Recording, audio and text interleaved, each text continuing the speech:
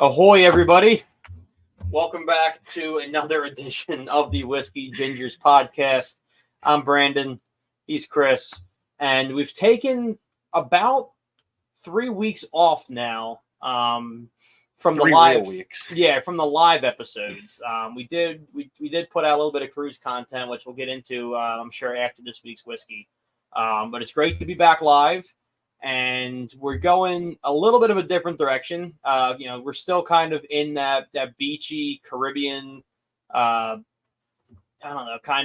southern clear water feel. We can't get away from it. Yeah, so I wasn't in a big hurry to go back to the cold cliffs and gray waters of Ireland or the murky brown of the Atlantic down there in the South. So we decided to try our first ever Mexican whiskey this week. And not only on video first ever, I've personally never had it at all. And I've never had it either. So this is a 100% first time impression for Mexican whiskey as a whole for both myself and Brandon. Yeah, this is the first time we've done something new to this magnitude since probably... Seal. French whiskey. Or probably the most notable one would be the Japanese whiskey. I haven't had Japanese whiskey prior to that. I don't remember if you had or not. I did not. Probably the biggest change of pace since the Japanese whiskey. So we'll get into the whiskey a little bit more once we taste it, but I don't want to take away really the crux of why I need Chris on this podcast, and that is to open whiskey bottles. So, it's my one and only job. If you would please. Absolutely. Well, it seems like their packaging is quite clever. I always appreciate when they're plastic wrapped. Yeah. If they give you a little tab that's easy to pull, because there's nothing worse than trying to pull the plastic off of a whiskey bottle and it fights you the whole way. It's for podcasters like us who have to do it on camera. Yep, exactly. Okay, it's not off to a great start. Had like a clunk instead of a thing. Do you think there's anything, we always overanalyze this when we're doing this. Do you think that it has anything to do with the shape of a bottle when we pull the cork? Yeah, because I feel like some of the taller, skinnier ones have a louder cork. I agree. And as a matter of fact, we have one handy. So let's do a comparison real quick. I have the Basil Hayden here. But that's also exceptional whiskey. It is, but I'm curious to see if the bottle height has anything to do with the cork pop loudness. I would say so. I think that the fact that this is like rectangular is cutting off a lot of that sound. I think you're right. I think there's more dispersion for air in there, maybe. Amazing. I don't know. I'm just making up words. That's what we do here. Yeah. All right. Let's give this thing a try. Wow. Okay. Interesting. Because it's a different whiskey, we're not going to do our typical, hey, Chris, how much do you think it costs? One, I told Chris before we started. But because this was something, I got this in Delaware. I got this at my famous well-stocked liquor store. There's 3 aisles of whiskey. I would say well north of probably 1,000 bottles. So this was a $50 Mexican whiskey. I went a little bit upper end because of trying something so new. And I already know what Chris is looking at because I know the kind of whiskey he likes. I'm intrigued because it's super light. It's super light. And it's weird because this is going to be funny to say. It smells like a tequila. It really does. It doesn't not smell like tequila. It smells like tequila. It really does. Yeah, it does. I wonder if there's anything that they use. We'll read like the back of the box. I want to get like a tape before I read the back because it might tell us what the flavor notes are in it. Yeah. I'd like to drink it first. Okay. Because I'd like to see if I pick out something before I read it, because you know how like sometimes your brain can set you up for something. I don't want to go in it thinking that I know something or I don't know something about it. So let's give it a whirl. Cheers to you.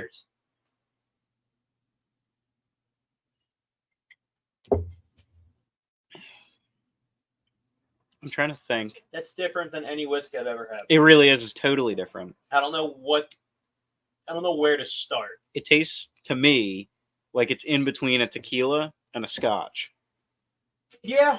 I'm getting similar taste profiles from both of those. Because it doesn't have, so here's the thing. It doesn't have the like the smokiness and the burn of a bourbon. No, not at all. I don't think it really has like the syrupy sweetness of an Irish. Not at all. The rye is similar to the bourbon. It doesn't have that like punch right away. Mm-hmm. But also, honest to God, I thought when we smelled it, I thought it was going to have more of a citrus to it, like a tequila, and it also doesn't. It doesn't have that either.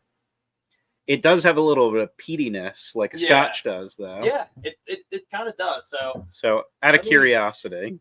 So this one's a little bit interesting because it doesn't give us the flavor notes off the back, but it is brewed differently than anything we've had, I believe. So it's an ancestral corn whiskey, crafted and distilled from non-GMO. Man, folks, I'm sorry, non-GMO Kakawan Zetel corn. A type of corn in Mexico, which has been cultivated for generations, extraordinary flavor, etc., etc. Through our use of nixtamalization, a 4,000-year-old cooking technique, the deepest notes of this ancestral ingredient are uncovered, resulting in a rich and smooth whiskey with notes of roasted grain, which I think you're getting a little bit with the Scotch, vanilla, and honey. Now, I don't taste the vanilla, but the honey does make a little bit of sense. Yeah. And interestingly enough, we talked about this before we started recording. Whenever we've done some of these, international whiskeys, it's always bought by a parent company in the U.S. for the most part. This one, while it is imported by a spirits company out of New York, it is still distilled and matured at the Abasola distillery. In Mexico. Couple of words I'm not going to take a swing at. I don't blame you. I'm not going to do any better. But I wonder... I think it's really interesting. I totally get a lot of where they're coming from, and that's why I didn't want to read it beforehand. Yeah. I agree with you. I don't pick up on the vanilla, at all. The honey I could definitely see, because there is sweetness to it. It's not, to your point, it's not sweet like an Irish whiskey, but it is sweet. So I'm getting a little bit of that sweetness, and it must be coming from the honey. And this could be, look, I could be completely dead wrong, but I don't know a ton about the whiskey process. I've done the Jameson tour twice, and I think that's both where both of our expertise comes from. But I think a lot of the time, the whiskeys we tend to like are grains. It's barley, it's wheat, it's rye. So I don't think a lot of the whiskeys we tend to review are corn-based. Yeah. Which could be a difference. I don't not like it. It's different. I'm curious to look up and see what popular whiskeys, if any, use corn as their base. Let's see what whiskeys use corn. So this is interesting. So remember we'll get into this, I'm sure in a second. Remember we were on the cruise and there was a rye that I tried. You guys were doing something else. The Texas one? Was it Texas? It was Balcones. Balcones, Texas, something. Yep. That's corn a corn whiskey. One? Yeah. So maybe corn is just not your... I don't not like this. Heaven Hill, which is actually a really good whiskey, is corn. I'm trying to think, see who else used it. Balcones, Heaven Hill, Leopold Brothers, haven't had it. Not that many. Jim Beam is corn, rye, and malted barley. So that's a mixture. It's not only corn. This is purely corn. Yeah, which is an interesting thing. I wonder... The mash is composed of... Wow. Jack Daniel's is 80% corn. Interesting. 12% rye, 8% malted barley. So that's a corn whiskey. So I was just reading on... what the hell's the site? Distiller.com. In order for it to be a corn whiskey, it must contain a minimum of 80% corn in its initial mash. Yeah. Is corn whiskey the same as moonshine? Close. So this is closer to moonshine than it is whiskey. Believe it or not, Buffalo Trace also is corn, rye, and barley, but it must have a lot to do with the mixture of how they do it. This doesn't taste anything like those two, which makes me think it's more There's more barley and rye in the other ones, and this is more heavy in corn. It's a really interesting flavor. I have to tell you, I don't dislike it. I don't think that I would say that I don't like it, but... No, this would be the only bottle I buy. Yeah, I don't know if I'd be buying it off the shelf as my daily... whiskey or like my weekly whiskey, but I do think that it's still good. It earns a place on the shelf if you have it. Yeah, I think if somebody was a somebody like us, or not that we're going to sell ourselves like high on this one, whiskey connoisseurs comes in, like let's say you're having people over, when somebody says I'm really into whiskey or I like whiskey, it'd be cool to, well, I almost would, because it'd be cool to like, because I know for me, when I tell people that I like whiskey, a lot of the times they give me whatever their favorite is in the house, and that's fine. I'm totally cool with that. But a lot of the times that's something I've already had. So you start winding up in a situation where you go to people's houses and maybe they're also whiskey drinkers and you're a whiskey drinker, and then you all have had all the same stuff. So for you to go to somebody's house and then be like, hey, listen, I know you like whiskey. Why don't you try this thing out that I've never had until recently and you've never had? That could go a long way. Yeah, that's true too. Somebody like Jeff would be 100% on board with trying Mexican whiskey, because he's a type of guy that, you know, he's had some different whiskeys. He'd like to broaden his horizons. Yeah, and I think you're right. I think it depends on the whiskey drinker a little bit. I think because we appreciate whiskey differently, we kind of like exploring our way through whiskeys. Yeah. We're not on this never-ending quest for the perfect whiskey. We're kind of we want to try as many new things as possible. Does that exist? I'm perfect sure, whiskey? I mean, I'm sure there are people. I mean, actually, yeah, it absolutely does. In people's mind, I mean, there's somebody who will, you know, kind of want to flex over a $600, $700, $800 bottle. And look, more power to you. If I could do it, I would. So for those people, if they came over to visit, I wouldn't give them this, because the implication is I think you should try this. But for people who enjoy whiskeys and want to kind of explore new things, then yeah. Actually, I think this is, if you're somebody who's looking to get into whiskey, now I have mine on the rocks, you have yours straight, so you can disagree with me here. I think this might be a great stepping stone because it's very mild. It doesn't hit very hard. I will say it could fool you, though, into thinking whiskey tastes this way all the time. That's true, too. Because this is definitely not the norm of what whiskey tastes like. It's an extremely mild whiskey. That would be my cautionary tale to somebody that, you know, tried it as their first whiskey. Yeah, You get whiskey notes from it, and it, you know, it's reminiscent of a whiskey. But I have this weird background thought, and it stems really from that smell, that it smells like tequila. Yeah, it really does. It absolutely smells like tequila. And you would think it would come through more in the taste than it does. Then the question is, I'm not a tequila person at all. I happen to love tequila. The main ingredient in tequila, like good tequila, is agave, isn't it? Do they put corn in it? All right, let me see. So, like, I wonder if maybe that's why we draw some parallels there, because clearly they didn't state that they put agave in this. Because if they did, then I feel like that's why I would or should be tasting or smelling the way that I smell it. But for some reason, this smells like tequila. Yeah, not necessarily. So, premium tequila, obviously, you know, there's different mixtures. Premium tequilas are made from 100% blue agave, while lower end tequila is called mixtos, which is probably what we get for the most part. Typically contain 51% agave, with the remaining being molasses, corn syrup, and other sugars. But they're not distilled with corn. Yeah. But it is in there. I don't know. It's just strange to me that I'm picking up such a vibe from that. And it could be like a brain thing, that this is a Mexican That whiskey. Is interesting. I almost wish I didn't tell you. You know what I mean? That would have been fun for me to know. But like I said, I don't mind it. It is. Other things we've had, like, you know, the Japanese whiskey, I love. I almost got it again. I think it's really good. But it tasted like whiskey. It tastes like their take on whiskey. This is the most unusual whiskey I've tasted. But I guess it's a Mexican take on whiskey. And that's a good thing, to your point. If, like, the Japanese take on it is a certain different flavor, which it is, but I would agree that tasted more like a traditional whiskey than this does. Yeah. But that doesn't mean that it's wrong. No. It just means that it's different. Yeah, I mean, I'm sure and look, I mean, every country is different. Like, if anybody listening to this was remotely educated, they would be throwing their phone. But the American country, I mean, they call it the breadbasket for a reason. It is heavy in barley, wheat, grains, etc. So our whiskey tastes a certain way. Yeah. China and Japan, for as built up as it is still largely rural. Mexico, the soil's different, the plants are different. Like, what they have to work with is different. It's much more of like a tropical food base. So they probably don't have access to grains and corn and stuff like that. In abundance, probably not.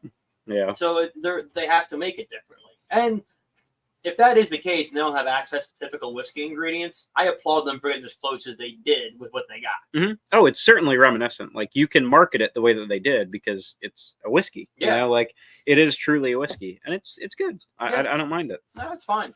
I don't mind it at all. Now you got to see a little bit of what we got up to on the cruise from the live episode we did at the Schooner Bar. But that was really just a snapshot of just the sheer volume of whiskey that was drank over the course of 7 days. I wish we had taken more videos, but it's so hard when you're living in the moment and you're enjoying the trip to like whip out the camera and say, hey, let's film this. It kind of takes your moment and almost puts it on hold, in my opinion. Yeah.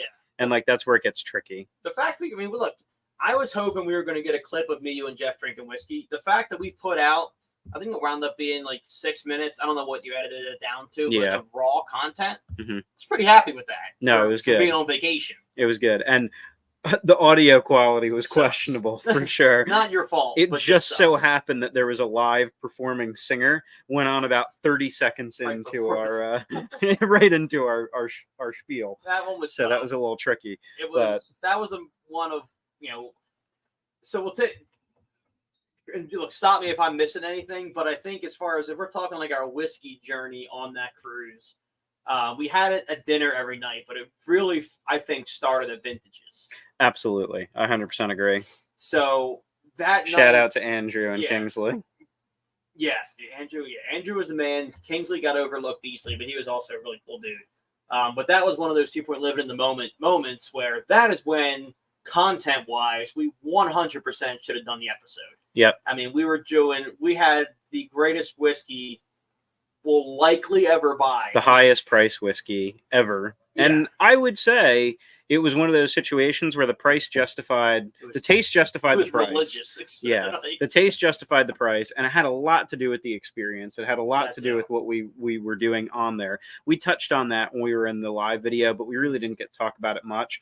The whole point, the bar that we were in when we had that was technically a wine bar, which is interesting, but it was one of the few places on the boat where you could also get very high-end whiskey as well. Yeah. Because I feel like the clientele that went in there was going in there for like a pricey bottle of wine or a pricey whiskey or whatever. So that one and Copper and Kettle. Yep. So we sat at the bar there and we were just kind of shooting the shit, having a drink and hanging out. And all of our respective ladies decided that they were going to get us a glass of the Macallan 18. And for those of us on land know Macallan 18 is quite pricey. I mean, you sent me a picture of the price today at the local liquor store, you know, on your way home from work. And that was like a $400 bottle, which is quite common. Yeah, so that was in Delaware, which is always a little bit cheaper. So it was $380 pre-tax. Yep. Delaware with no sales tax. So if you were to buy that at a bar, which most bars aren't going to have it anyway, you're probably looking at like a $70, $80 shot or like glass of whiskey. Easy, I'm sure. Because they upcharge that like crazy in the bars in the States. On the boat, with our drink package, we paid like $28 for it. Maybe. So it's really not that bad. I'm not somebody who would go out of my way to pay for something that was like outside the package limits. Yeah. But when you have the opportunity to take Macallan 18 and drink it for 20 something bucks, I can't pass up on that opportunity. And we all couldn't pass up on it. And, you know, we have to thank our lovely ladies for doing that for us because it was nice. We really enjoyed that as an option. Yeah. And the experience that bartender there, Andrew, gave us was almost, to your point, religious. There was something about, like, I mean, look, we were excited to get it, but there was something about, like, the way he poured it, like, the way he kind of moved, like, because he didn't just come around and go, okay, here, like, I was sitting there, like, you had got yours first, and because I think the way it went was yours was paid for already, and then everybody kind of fell in line from there. Yeah. So, but you didn't drink yours yet. So you had it sitting in front of you. And then Jeff and I at the time were like, oh, this is going to be cool to see Chris do this or whatever. And then two more came over. And like the way, it was real slow. He, pulled it up. Fellas, savor this. This is great whiskey. It's like, it built it so high. And then like, we all getting to do it together. Like, not that it's not tremendous whiskey. Like, it was a religious experience. Good. Mm-hmm. I think if I were at any other bar and any TGA Fridays, Fridays, they won't, but it would never have been the same experience. No, you could even people who sincerely that moment meant a lot. I agree. Not to mention that the people that are bartending on the boat probably don't sell that often. No. I know it's not like that expensive to think about in the grand scheme of things when you're on vacation, but a lot of people, when they go on these vacations, especially a cruise, it's like, hey, I'm not going to buy more than what I need to buy. And I get that. So it's unlikely that they're going to do it. And but it's also like Mai Tais, Pina Coladas, Tequila Sunrises, etc. So like, I think I would put our whiskey consumption in the top 10 percentile of that ship. Oh, definitely, for sure. I mean, we tried damn near every Macallan on the boat. And there was even, I mean, we have to get to a fact check here in a second. And just a little bit behind the curtain, whenever we go to events, 9 times out of 10, Chris will drink me under the table. And look, we can get into this if you want. This cruise is one of the rare times, I think, overall consumption. It was either neck and neck, or there were a couple days where I definitely. Oh, I think you had ahead of me. Yeah, it was weird, you know, like the whole experience. You have to think of it as like this sounds terrible. It's going to make us sound like alcoholics, but it's like a marathon. It is. And it's not just because you're drinking. It's because you're doing activities and you're walking around and you're exploring. And like, you get tired. And I don't know about you, but if I ran a 5K, the first thing I'm not going to be able to do is go have 20 beers. That's not going to happen. I'm going to have 2 and I'm going to be exhausted. So the one that hit home for me, just from us being friends this long and me always being the first one to wave the white flag. Yeah. When we were at dinner, when you and Jeff were like, you were really hurting. And I was like, yeah, I'll do a 7-7. No, I'll do I had a Coke. Whiskey and ginger or something like that. And you looked at me like, you're nuts. Yeah, I had a Coke. Like, I might need to reevaluate a couple things. Yeah. If Chris is I don't know when was that? That was, I think it was the day after Coco K. It was either day 2 or the day of Coco K. It was after one of the days we went hard.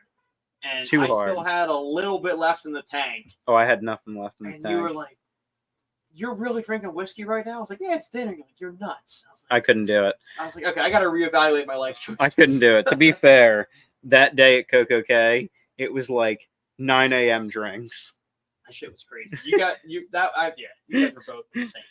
And you know what? It's so funny. You're on vacation. You have to do, if you're going to do it a couple times throughout the year, like even if it's once a year, you're going to do that vacation mode. Yeah. You got to do it right. Well, yeah, but we all got properly fucked up the first day. The very first day. I could have bet money on that was going to happen. Sure. I would have put any amount of money down that was going to happen. We all kind of went into it thinking maybe not. And I knew there was, without a shadow of a doubt, that first day, we were going to have a good ass time. And we did. I think me, you, and Jeff from 11 a.m. till the end of the night, had a fresh drink every 15 minutes. Likely. There was a time when the ladies went for their spa time that we were doing a beer at the pool every 10-15 minutes. Anytime someone got out of the pool to pee, dry off, take a lap, it was, 3 beers. Yep. Every time. Yep. And that's what cruising is all about. No, I'm not driving the boat. You don't got to go anywhere. No. I mean, dude, the amount of time spent drinking at the pool, drinking at the Wipeout bar, and then leave it to Chris and I. We found an English. It was an English pub, but we'll call it an Irish pub. Uh-huh. I mean, God, they would hate that. Don't tell the Irish that. But man, we found one, and every night it was clockwork. We would try. Oh, let's try something new tonight. We'll go here, there, the other place. An hour later, it's let's go to the pub. Let's go to the kennel. Jeff loved the pub. It was by far his favorite place. I think it was probably all of our favorite places.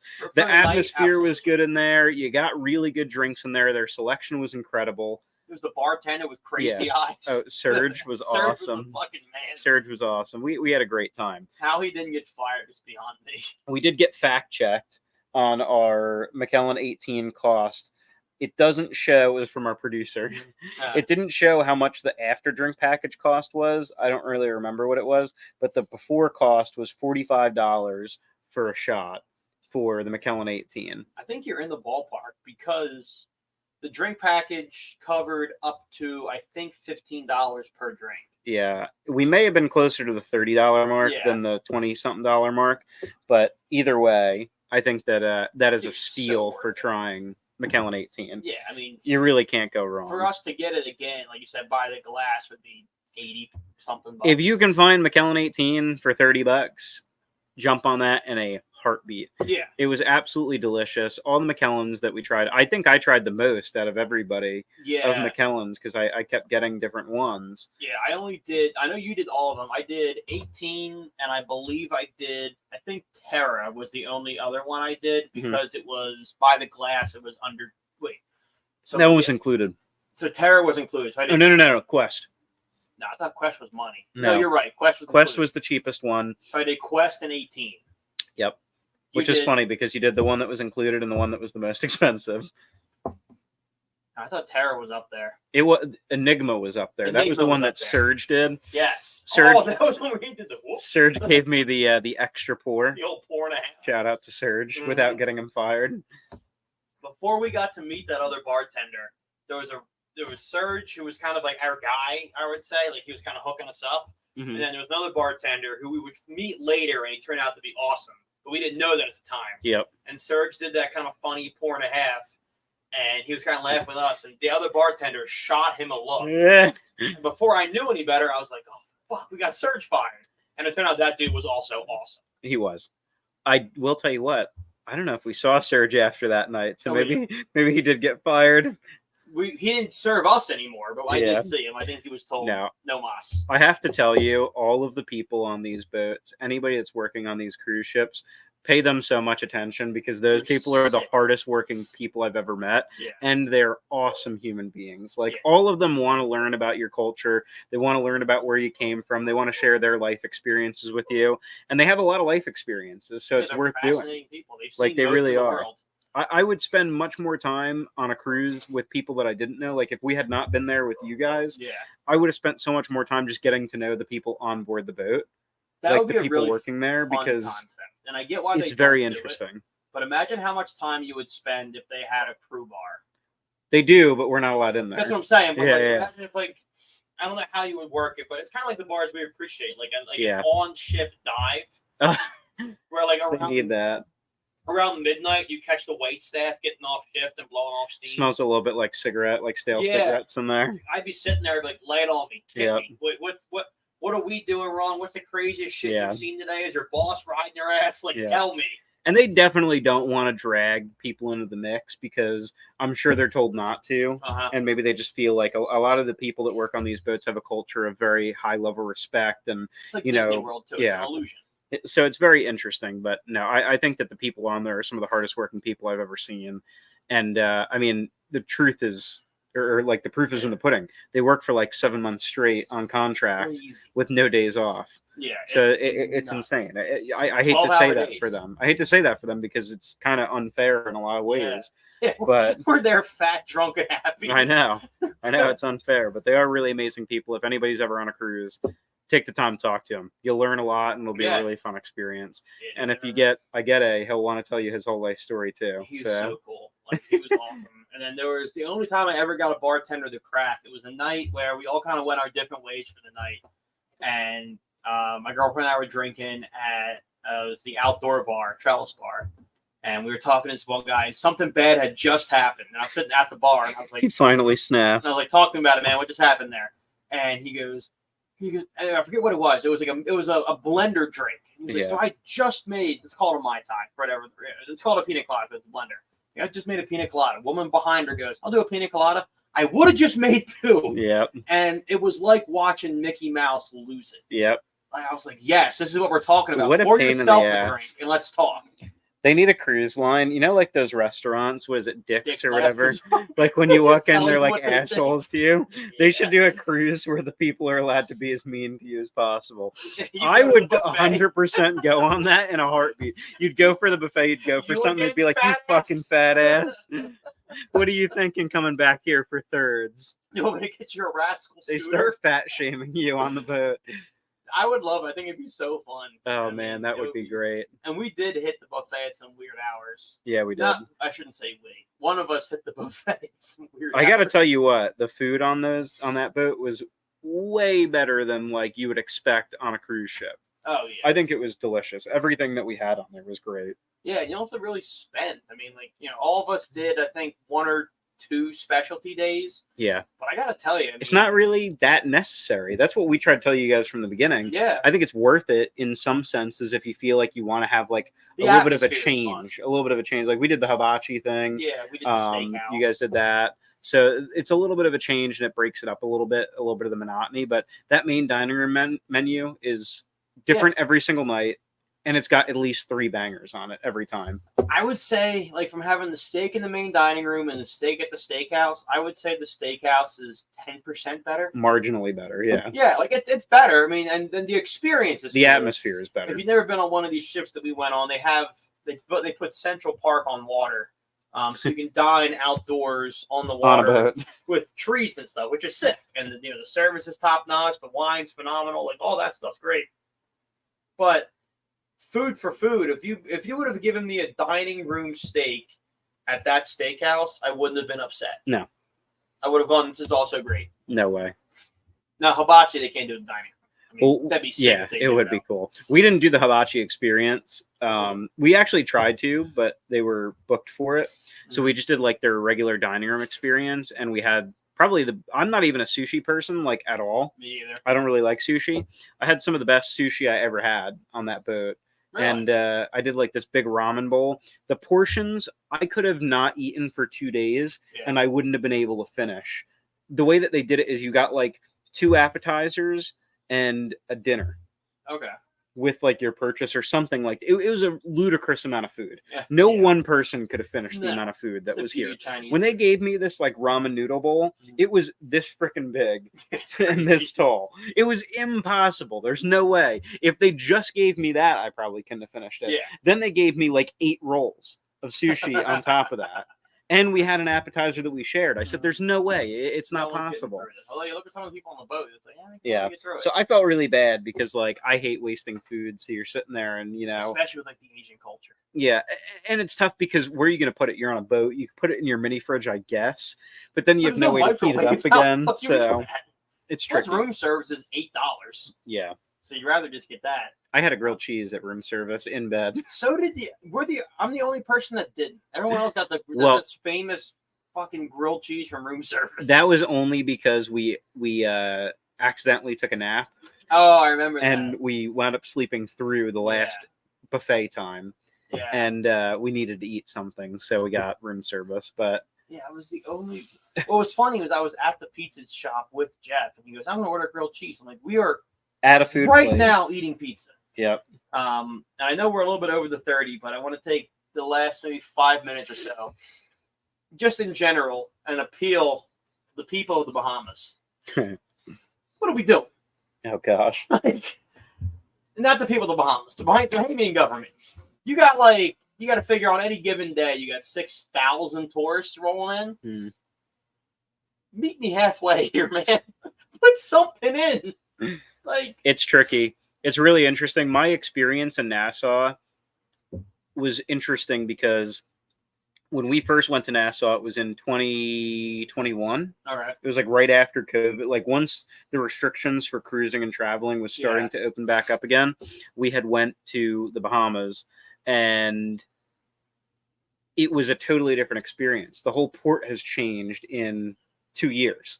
Yeah, so kind of my beef. They definitely added a lot, but I have to tell you, when you get off that boat, they need like a very welcoming for tourist places. Any place you go in the world where there's tourist attractions, like anything. You want to walk in and it's like a welcoming experience. There's like things for you to do, hot places to see.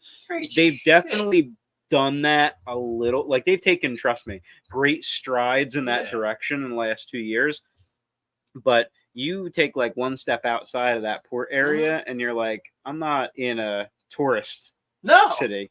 Like you don't feel like you're in a tourist walkable city. You have to do excursions at that point. And I get it. That's part of that area of the world, but it's very interesting. So that's and that's kind of why I know that's where you're leaning towards, like in your well, that's why I felt it was worth bringing up. Was they don't, in my opinion, they don't do either really well. They're missing the mark there for sure. Like, if you want to be, I'm not a fan of tourist traps. I left the port immediately because I wanted to see what the Bahamas was like.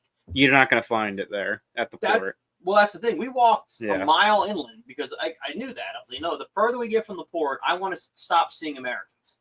And so we went a mile inland, and there's such a gap between, so you have the port and then all the tourist stuff.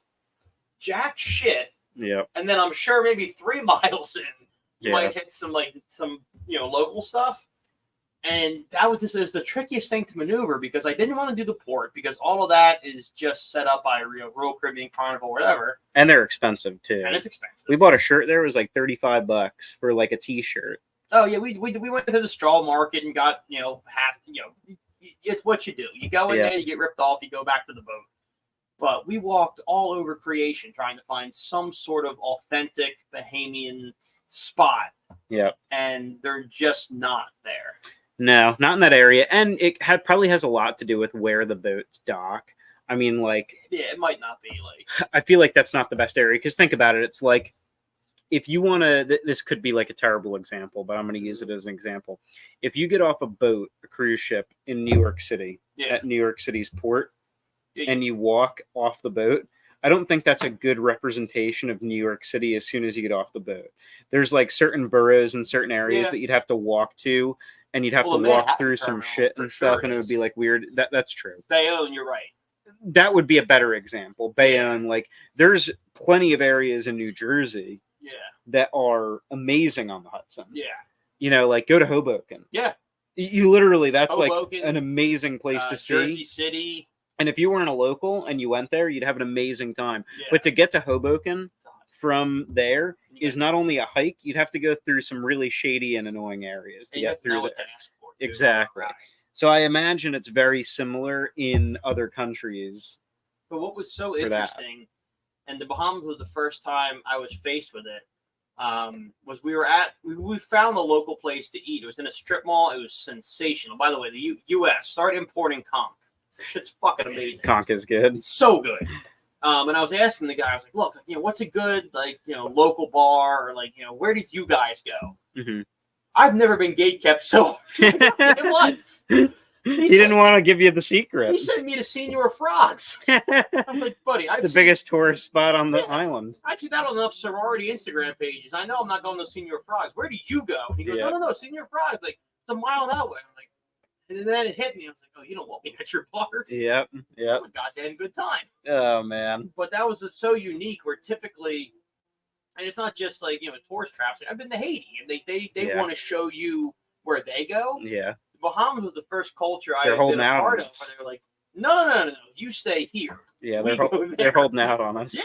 It's like, no, I want to try some Bahamian beers and get fucked up with the locals. So somebody comes to my neck of the woods, I'm someone of the VFW. That's what I was looking for. Yeah. I wanted the Bahamian VFW. I wanted the BFW.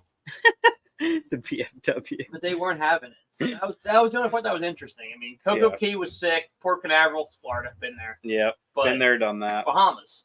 Figure something out. Yeah. Well, we appreciate everybody listening in with us. We have a little tagline up right now to follow us on YouTube, Twitter, and Instagram. We definitely want to...